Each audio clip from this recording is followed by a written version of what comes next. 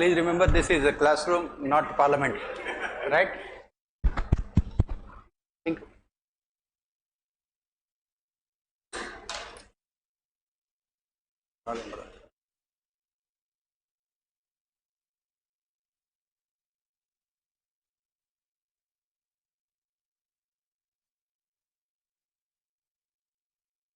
Yeah, today we will look at this GDP first quarter results that had come yesterday.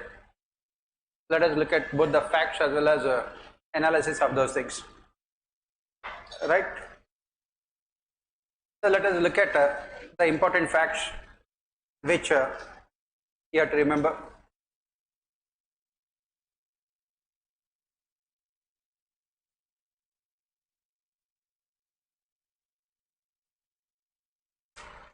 As you can see it here, the first and foremost, the first quarter growth rate of GDP compared to last year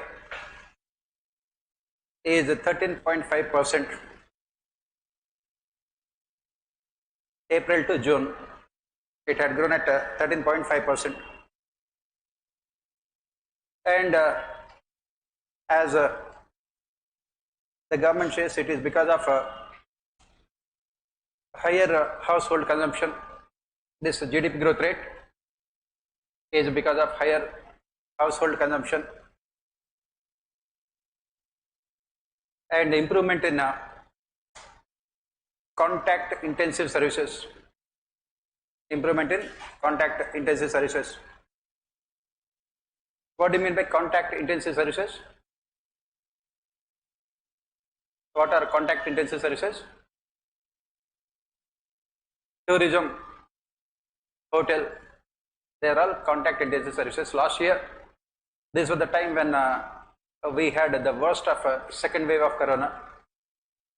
So that is the reason why it, compared to last year, it has definitely improved. Right? Next, another reason why it has increased is because of increase in investment. Increase in investment. And it is less than what RBI has projected. The 13.5%, which we are talking about right now, is less than what RBI has predicted. RBI has predicted 16.2%.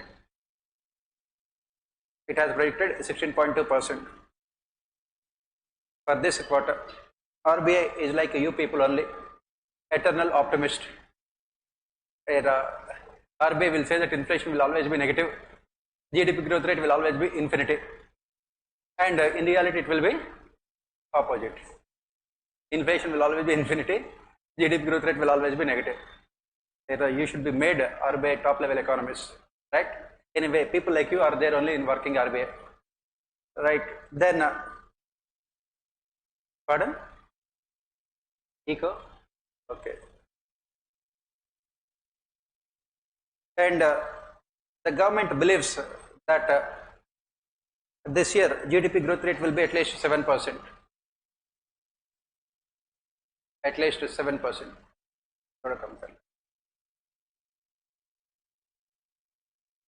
It will be at least 7%, right? And it can be in the range of 7 to 7.5%. That is what the government believes. Government is also like you people only, who believes that just you have to take the UPSC examination, you will become the topper, right?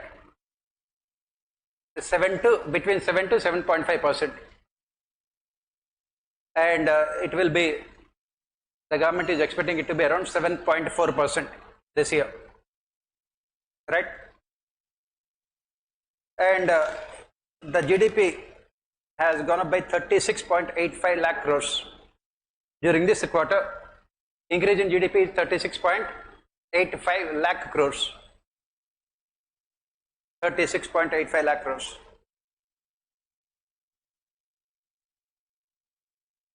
Right?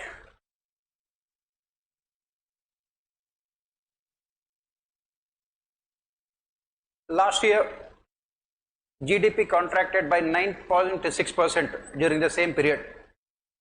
GDP contracted by 9.6% during the same period. That means it was minus 9.6% growth, right? Since we are starting with a very low base, automatically double digit growth, right? Then what this survey also predicts is that there are so many challenges to achieving a 7.5% growth rate this year. What you call them in economics as what are the challenges? What are the challenges to achieve 7.5% growth rate? What are the challenges? First one is worsening global economic situation. Worsening global economic situation. Why? Because you can see United States of America has experienced negative growth rate. I'm not talking about inflation. Last quarter USA had negative growth rate also. Second, high levels of inflation in America. High levels of inflation in USA. And what is the response of Federal Reserve Bank? Yes, tightening of interest rates. Third, tightening of interest rates by Federal Reserve Bank. It has increased the interest rates, right? And then, of course, there's still uncertainty regarding Russia-Ukraine war. Uncertainty regarding Russia and Ukraine war, which is still creating supply side bottlenecks. Supply side bottlenecks. Next, another major challenge to growth is still very strict lockdown in China. Strict lockdown in China. Even you must have seen yesterday also, Beijing still has very strict lockdown because China has a zero tolerance towards COVID. Zero tolerance means there should not be even a single case of COVID. Even if one case is there, they will impose strict lockdown. Next problem is still very high crude oil prices. Still very high crude oil prices. Still very high crude oil prices, which results in high levels of inflation. Which leads to high levels of inflation. Which leads to high levels of inflation. And what are the major headwinds domestically? What are the major challenges? Uneven rainfall during this monsoon season, where we have not seen much of rainfall in especially in those areas which produce more of rice, paddy. Uneven rainfall. And then RBI's monetary policy. Next one is RBI's monetary policy.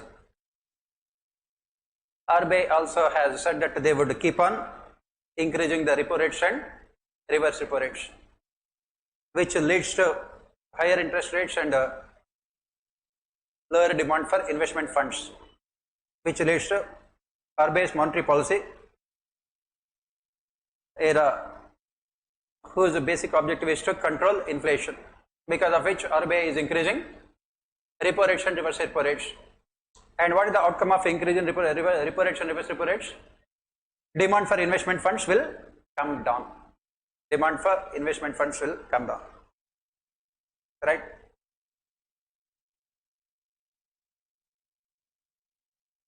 But the government, the finance secretary says that this high interest rates will not affect investment by the private sector, like you people. Am I getting 0 marks in the examination does not mean that you have failed. It means that there is a lot of scope for 100% scope for improvement. You always look at the things only more positively, more constructively, right? The finance secretary is also like that only. He says that this high interest rates will not have any impact on investment, but it will definitely have impact. Next, another important challenge here is exports. Exports also may not grow because of protectionist policies followed by countries. Protectionist policies followed by countries.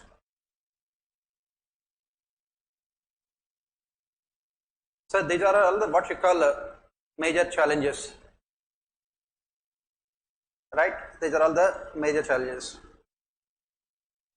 And then what the government is saying regarding the positive aspects.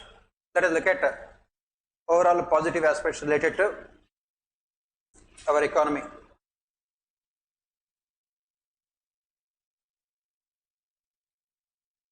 First, the fiscal deficit is coming down.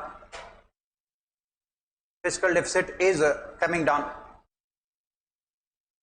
Compared to the last quarter, the fiscal deficit is coming down.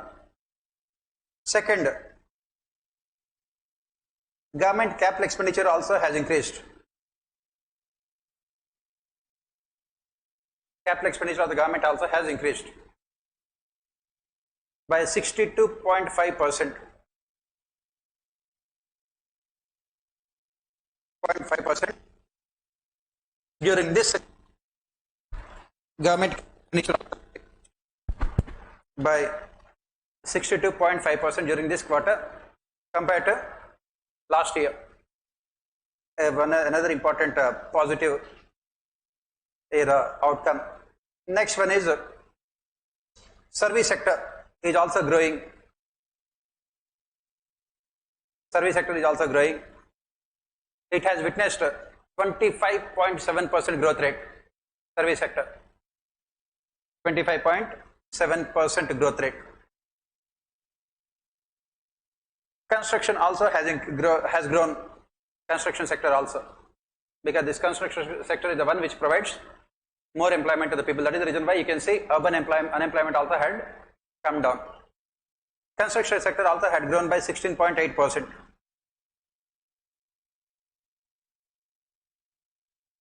16.8%. Right. This is what you can say the positives. Let us see what are the other important aspects of this growth. I think Times of India had given more information. Let us look at some other important facts. Fiscal deficit is at 20.5%. Fiscal deficit is at 20.5% of budgetary estimate. 20.5% of budgetary estimate during this quarter. And central government also has reported in the month of July. Central government also has reported in the month of July a fiscal surplus. For the first time, we have a surplus of 11,000 crores.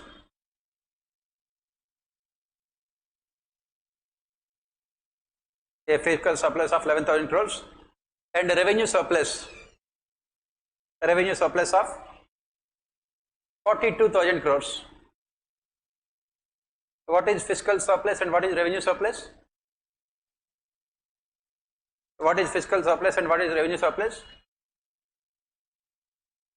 Fiscal deficit we know, revenue deficit we know. Fiscal deficit means, what is fiscal deficit? I am asking what is fiscal deficit. Yes, it is borrowings. What is it? How do we define fiscal deficit? As usual, how many of you have studied economy left, right and center? How many of you are ready and willing to take up the job of chief economic advisor? Those who cannot answer the question will be automatically be made chief economic advisor.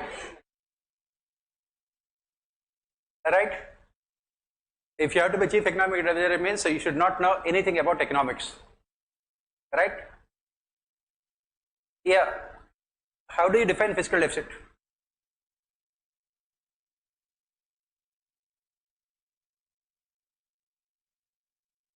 Tomorrow in the prelims, the question comes, which among the following is true about fiscal deficit? What is it? What is the simple definition of a fiscal deficit? Borrowings will come later.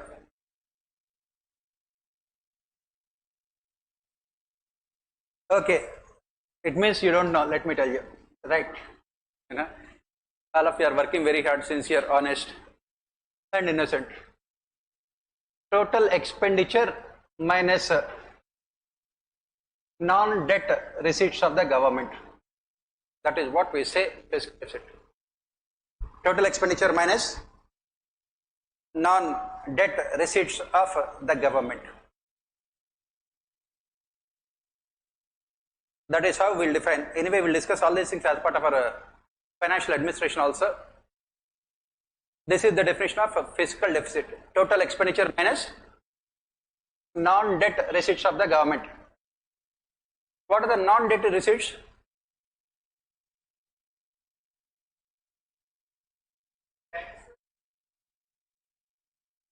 Non-debt receipts means those revenues for which the government need not pay anything in return, either in the form of principal or in the form of interest. Right? They are the revenues of the government. Right? That is what is called fiscal deficit. Then fiscal surplus means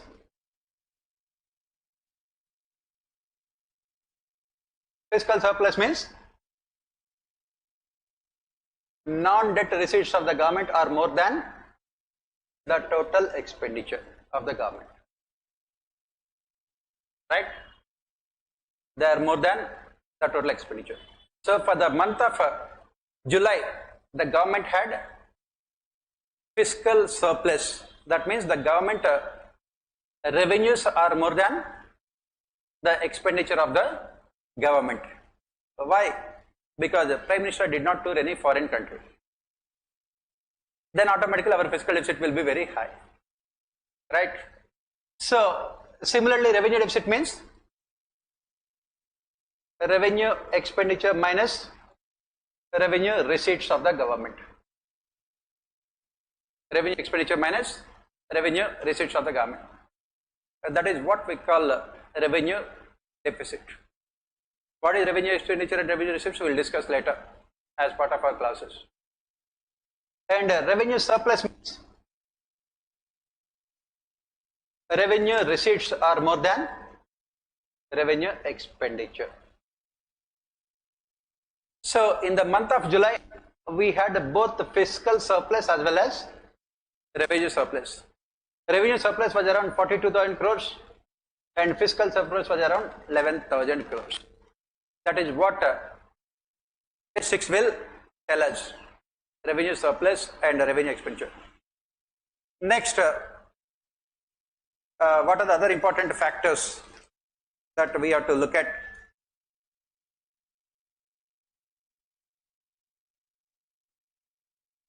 Let us see other important factors.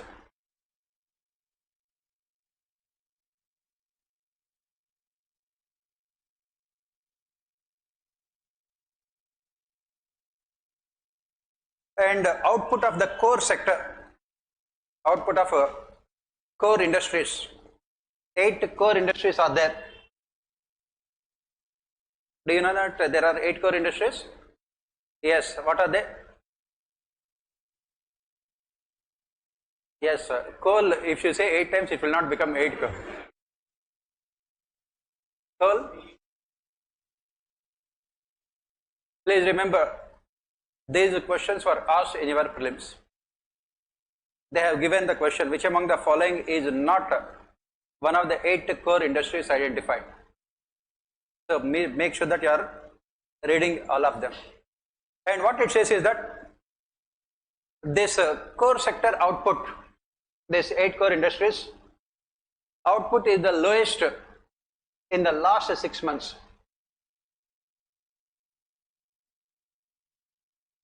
It is the lowest in the last 6 months.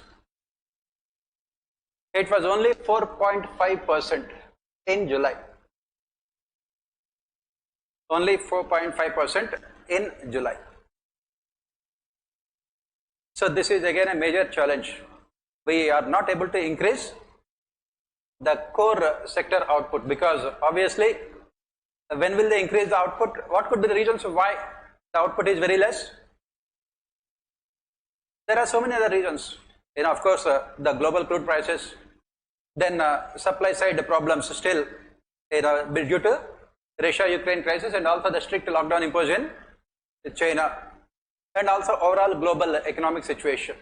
All of them have contributed to this lowest output, and it was the crude oil and natural gas which had witnessed the lowest growth. Crude oil and natural gas. This is what the report also points out. Next important statistics that we have to remember here is urban joblessness. Urban joblessness, urban unemployment. It has declined to 7.6%. It has declined to 7.6% between April and June 2022. Between April and June 2022. It had declined to 7.6%, and correspondingly last year, that April-June 2021, it was 12.6%. It was 12.6%. 0.6%. And here you cannot make a comparison between last year and this year because last year was at this point of time, the second wave, the corona second wave, the most part of the corona second wave. So it becomes almost difficult to make a comparison because last year was an abnormal year, right? Right. Next important statistics is I think this is more than enough from Hindu, right? Times of India. Let us look at some other information given in Times of India, right, regarding the same. That is what you have to study. Take information from all papers and put it one place. You have to read as many newspapers as possible. As a former UPSC chairman was asked once, what should the students read for civil services, especially general studies? He said that let them read 10 newspapers. Why only 1 or 2? At the end of the year, preparation starts and ends with only newspaper reading, right? Let us give some information from Times of India regarding the same. What Times of India has to say, right? What it says is that capital intensive sectors have not seen full recovery. Capital intensive sectors have not seen full recovery. What are these capital intensive sectors? Like trade, hotels, transport, and their output is still below. Their output is still below 2019 levels.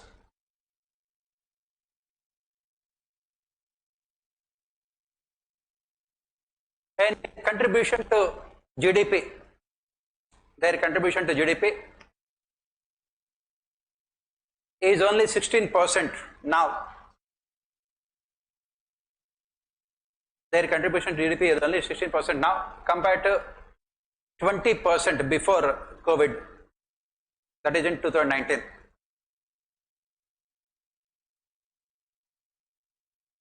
Right?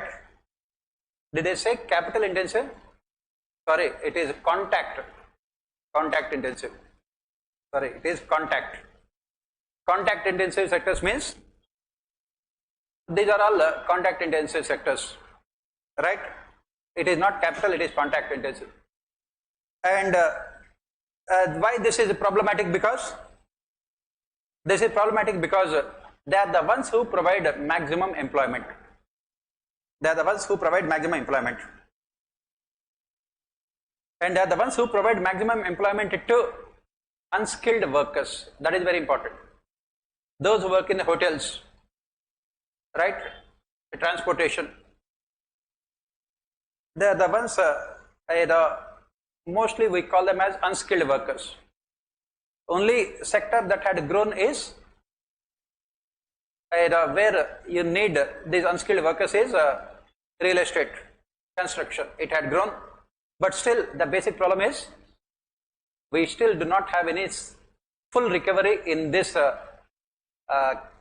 contact intensive sectors, because of which unemployment is still very, very high. That is what it says, right? And as we said, 7.6% is the unemployment rate, but it is very, very high for a growing economy like India. This is what we say jobless growth. Yesterday we spoke about it. It is very, very high for a growing economy like India. But what is the good news? Unemployment rate is still coming down. In the last 4 quarters, unemployment rate is still coming down.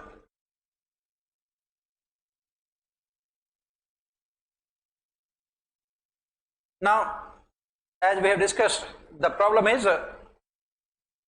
RBI's monetary policy, which keeps on increasing the interest rates.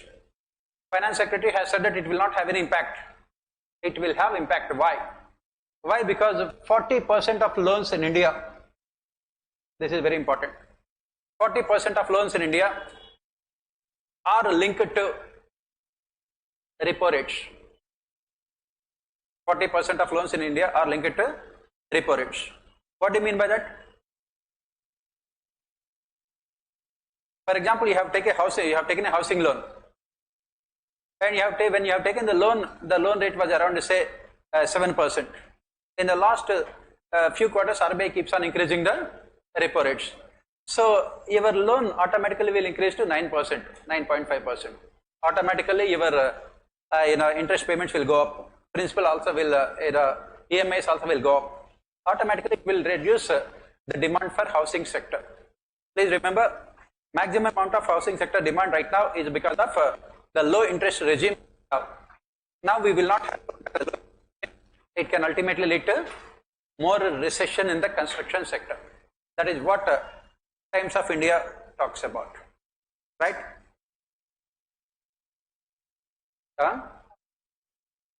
We are talking about the loans taken by the households.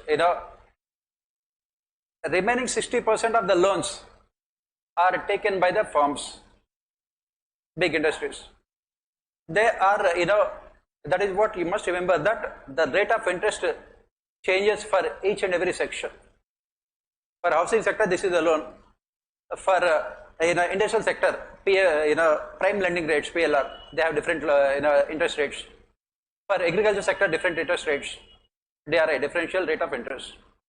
It will change, but their industrial sector loans are relatively cheap compared to housing sector. Housing means construction. For example,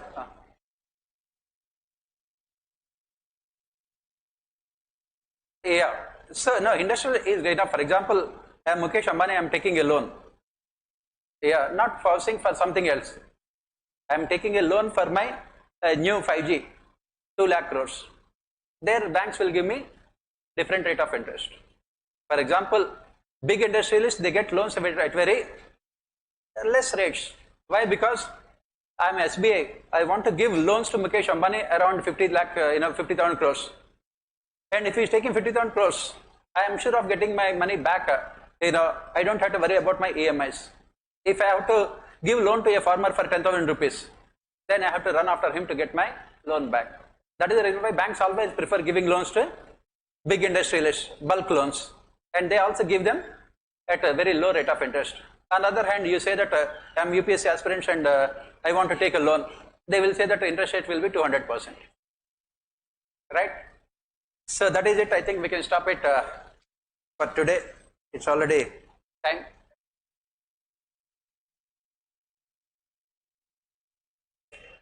As I said, we will discuss all of them because it is part of our syllabus, unfortunately. We will discuss all of them. What happens with RBI interest rates? They need not increase. They might increase. They will not increase. They cannot increase.